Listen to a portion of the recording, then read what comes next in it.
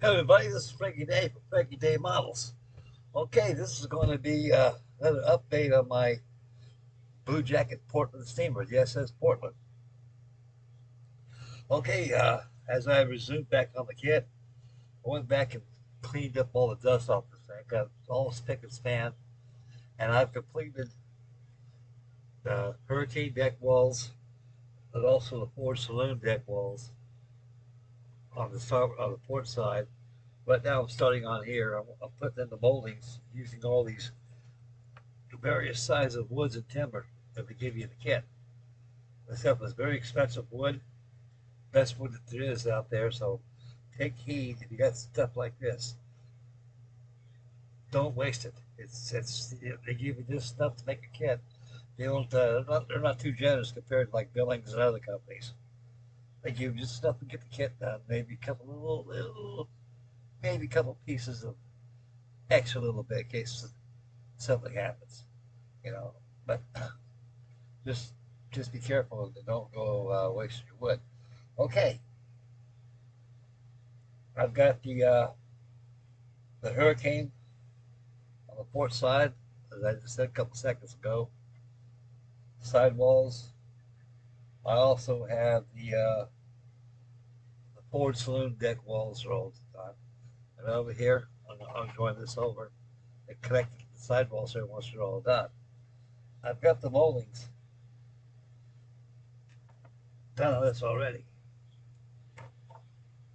Not done yet. They just started on the starboard side. I got more to go. I got them coming down over here too. But I got to sand it real well, and I got to reprime it and paint it again white.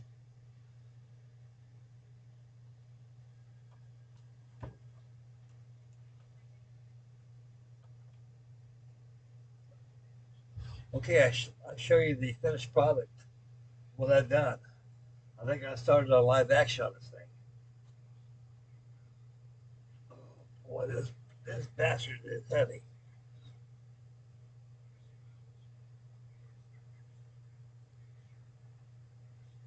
So you can see the moldings on the windows I painted.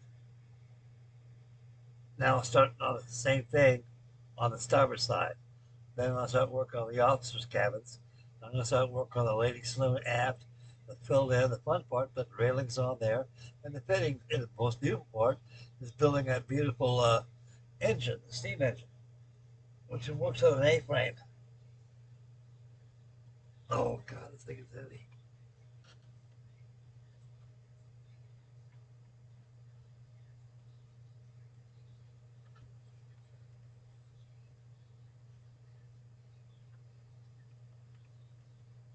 Wow. Oh, no wonder. There we go. Man, that bastard is heavy. Yeah. So I got to finish up the molding on it here and prime and paint, install. I even got the curtains painted red. I don't know if you noticed it on the video, but I even got the curtains painted red on the inside. The same way pull back curtains because the Portland and the Bay State, they were identical sister ships. They had red curtains. Yeah, she's going quite nicely. By tomorrow's Sunday, so I sort of have live action on this tomorrow, and, and we'll go for live action. We'll just button in all these walls, make them look nice. And we'll start working on the officers' cabins. And start working aft after that. Start making the pilot house and also a skylight that fits that. That's going to be I got to break out the skull saw for that because it's shaped like this. And they won't even block wood like that. So you got to make a pattern for the plans and just cut it out with the scroll saw or jigsaw. And bevel the same to the blueprints. Yeah, I'll get the main plan right here. I can see what I'm doing and everything.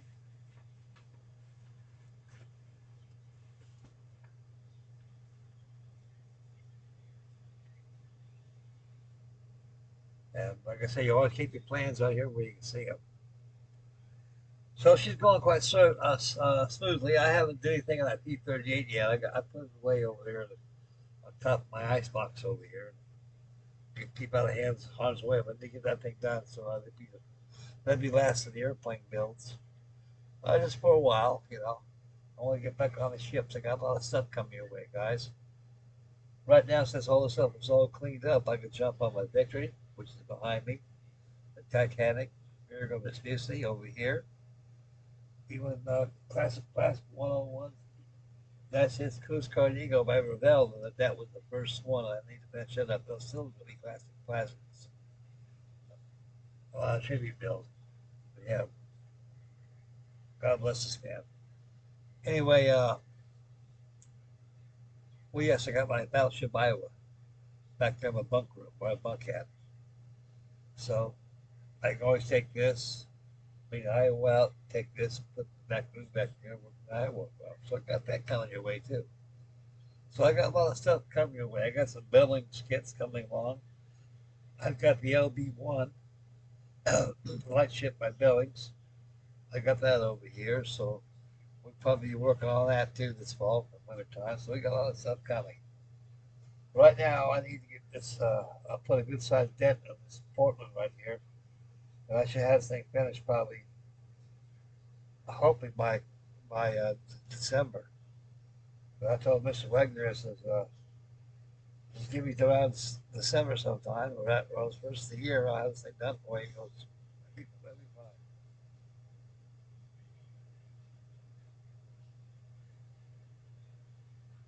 So right now, I'm progressing on these sidewalls.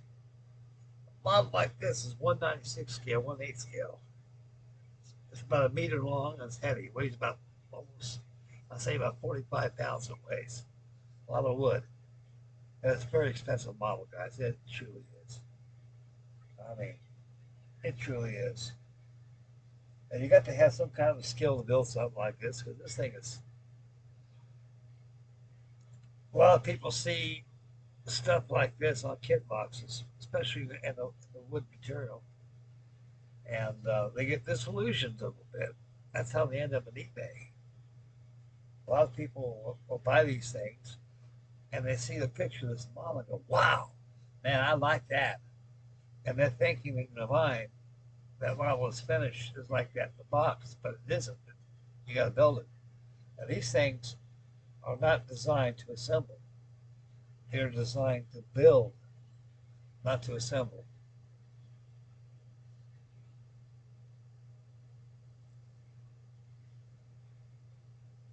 Because in the first release of this kit, boy, you're in for one treat. And I imagine the frustration is very, very high of that kid. Bluejacket brought this kid out back in 1982 or 81. He brought it out.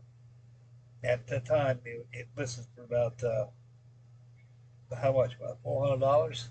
Not $400. Very expensive. Very, man, that's out of limits. That's off limits. That's out of bounds. You know, that's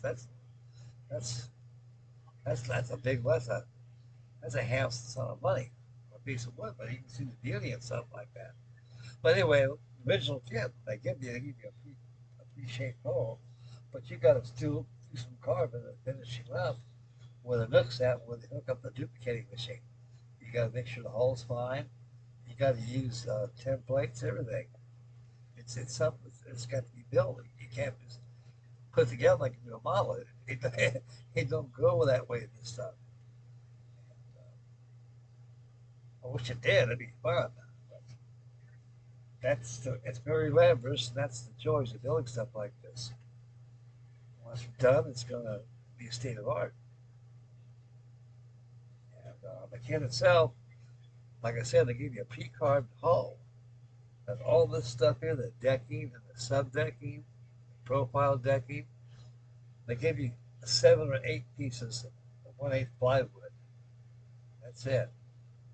Uh, and you got to trace all this stuff on that plywood and cut it with an 11 blade or a scroll saw or jigsaw, whatever you got.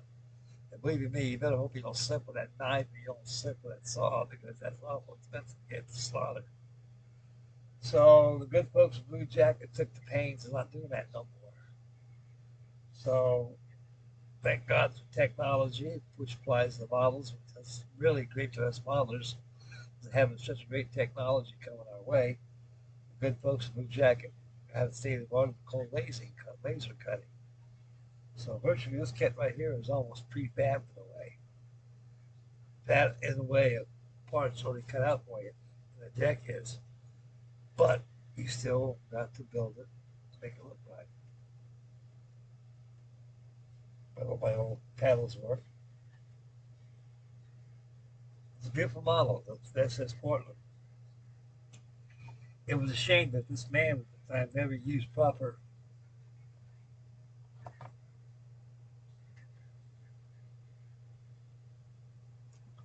judgment and and risking those lives in the ship in itself. But him being supposed to be a seasoned sea captain, I guess he made a very tragic mistake.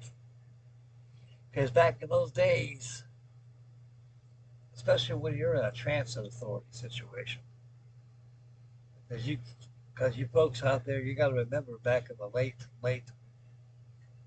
18th century, the turning of the 20th century, the 19th century,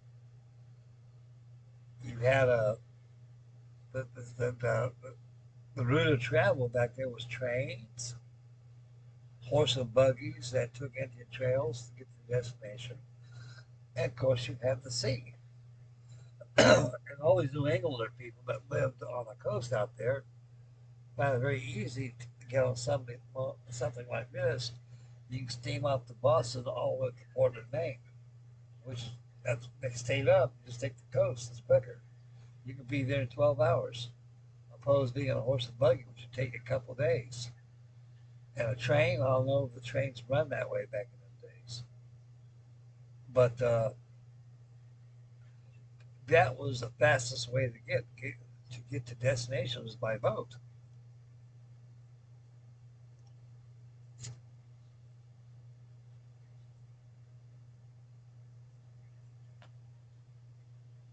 On a Thanksgiving weekend, people had a full of turkey and ham, needed to get back home, get back to work.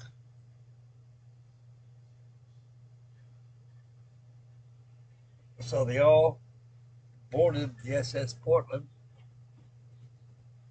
from Boston to go back to Portland, Maine, to go back home, to go back to work. Do like most people do. Holiday's over. It's time of toil.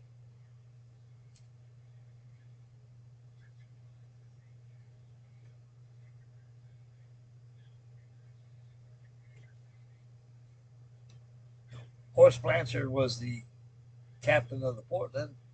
He was always a very punctual man because he had to be. Like I mentioned a couple minutes ago, when you're involved in a transit authority situation, you got to be on time. These like FedEx trucks, UPS trucks, Prime Time, Amazon, all these commercial trucks, they get a 50-mile radius to go. Another truck goes from there to there. It's timing all the time. Time, keep on schedule, on schedule, on schedule. Because you got millions upon millions of people out there who want their stuff, and they like it on time. So that's how it's designed. That's how these were designed. They go from Boston all the way up Maine on time.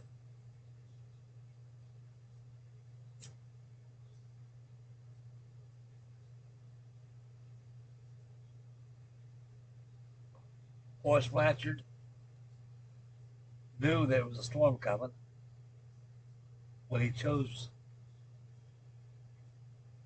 to outrun it.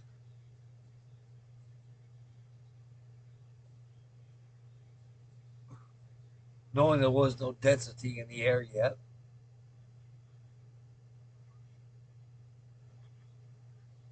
but But by the forecast from hearsay back in those days, a lot of guys didn't want to go out because they knew the storm was coming.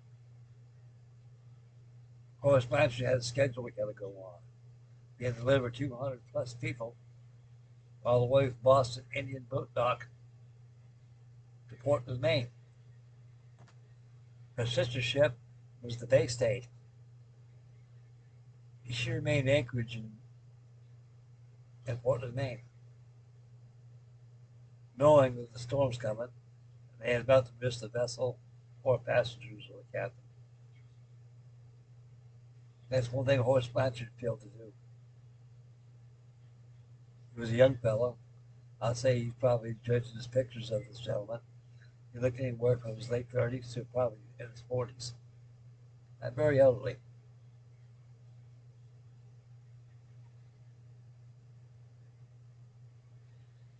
"7:30, SS Portland got underway.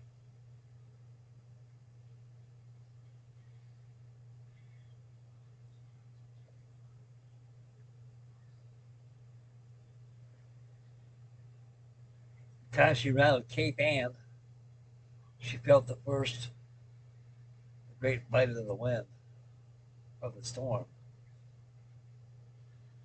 And that's when Horace Blanchard knew he made a mistake. Being a side paddle wheel vessel, all you do is jog. You don't make no headway. The rule of sea by the skipper aboard any kind of a vessel there is, when you're in a storm, keep your bow in the storm. Almost like blocked irons when you're sailing a boat. You're just stuck.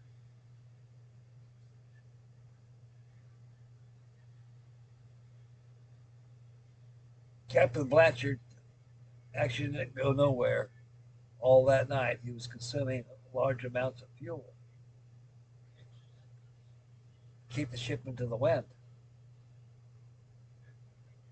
He was really hoping he could put the sea to the stern of the sea and can make it back to port to get out as fast as he can because he knows he made a mistake. All he did, he went into deeper water. These vessels were not designed to sail in deep water. They're designed to sail in lakes, rivers, and protected harbors. Only on mild conditions. As you can see here, it's known as a gangway. It was open. That's called the well deck.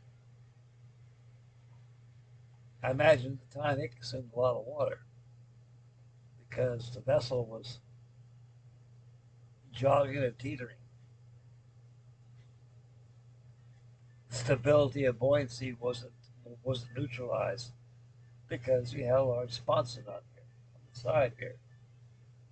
And the ship actually just bobbed like a top, which is side wheels going at it.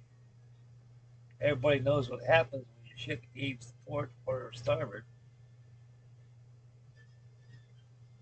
One paddle dig in the water causes the vessel to turn this way. It'll pop again, the same thing vice versa. That's exactly what Horace Blanchard did all night long until the guy eventually ran out of fuel. Nobody knows what happened. It's all pure speculation. Try to make sense of the sinking. It's mind-boggling, but you can only surmise, and it makes sense. The man used all his fuel, jogging into the ocean, trying to wait out the storm. That storm wasn't going nowhere. There was more of it coming.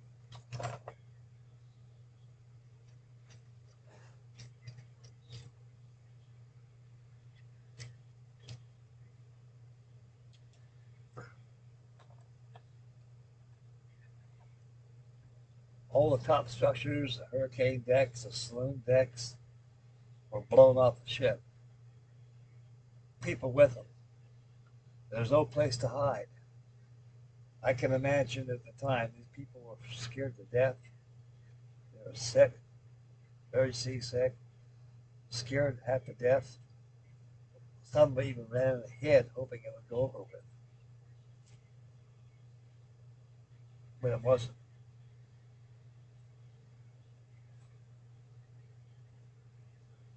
After the sinking, bodies came up ashore all the way from Cape Ann to Chatham, which is about 40 miles. They say you can walk all the way from Cape Ann to Chatham on the beach, walking on wood. Not sand, but wood. All the wood that came off there when she broke apart. And some bodies only had wristwatch. Back in those days, there was no such thing as waterproof watches. You had to line them.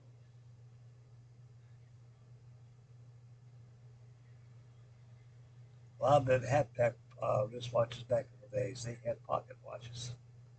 I don't think wristwatches were even invented back in those days. They always had the customary pocket watch. All 5 pocket watches that they found had a stop time between 9:30 and 10 o'clock.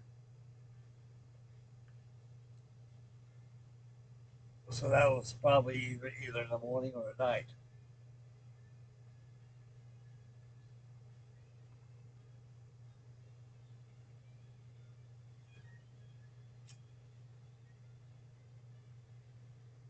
All on board were dead.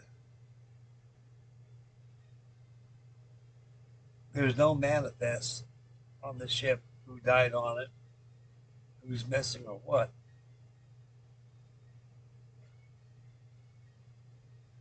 The only legend of manifest who was on the vessel at the time are the survivors of the deceased who lost their loved ones on the ship. She sunk off the tip off the Sherwagon Bake, 14 miles off the coast of Cape Ann, right into the middle of the bay, in the 500 feet of water.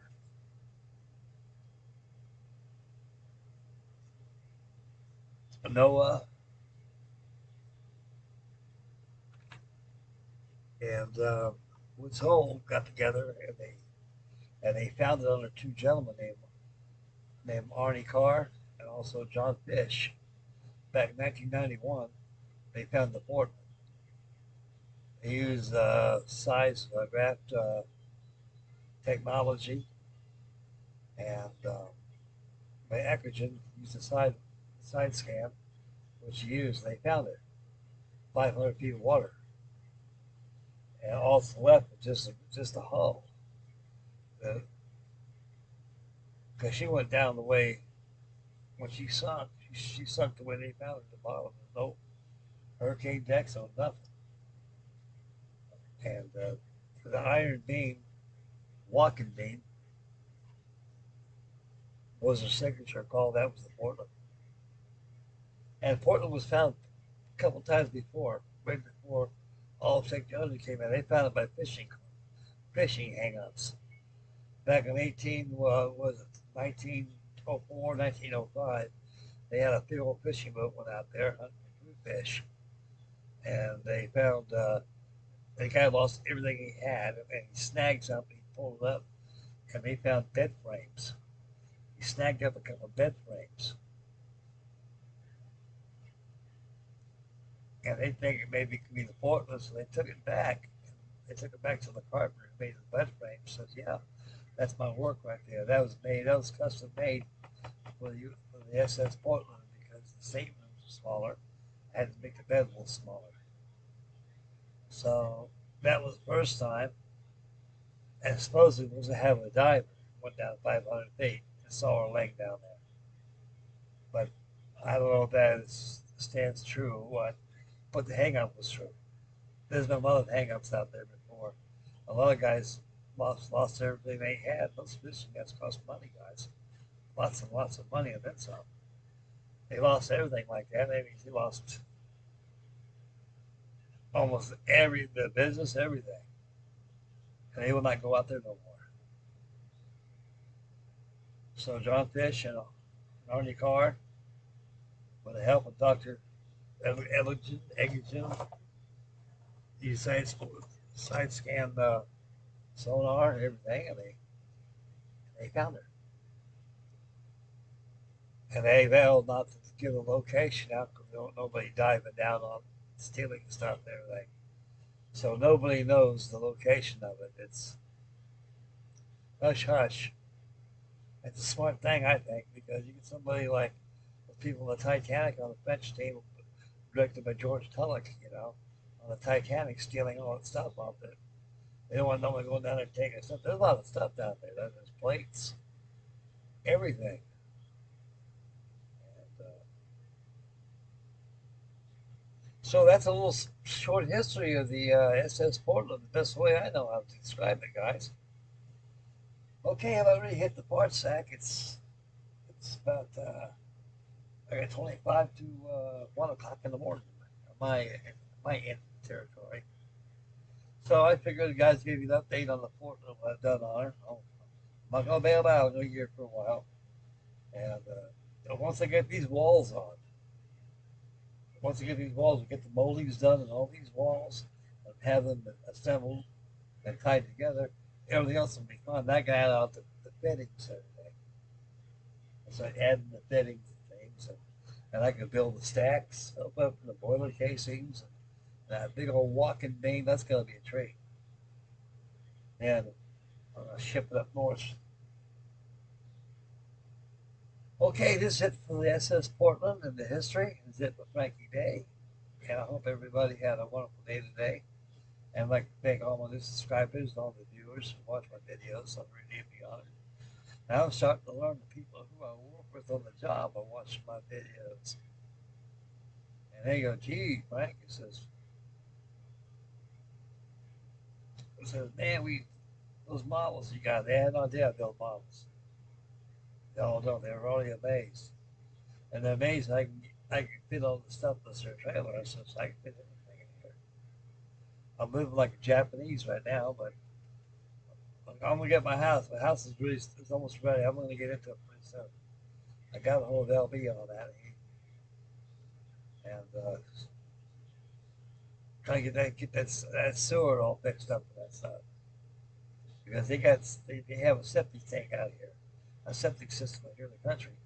You don't have regular sewer out here, so they put in a new sewer line out there right off of New Alexandria, which is about 14 miles from my house in here.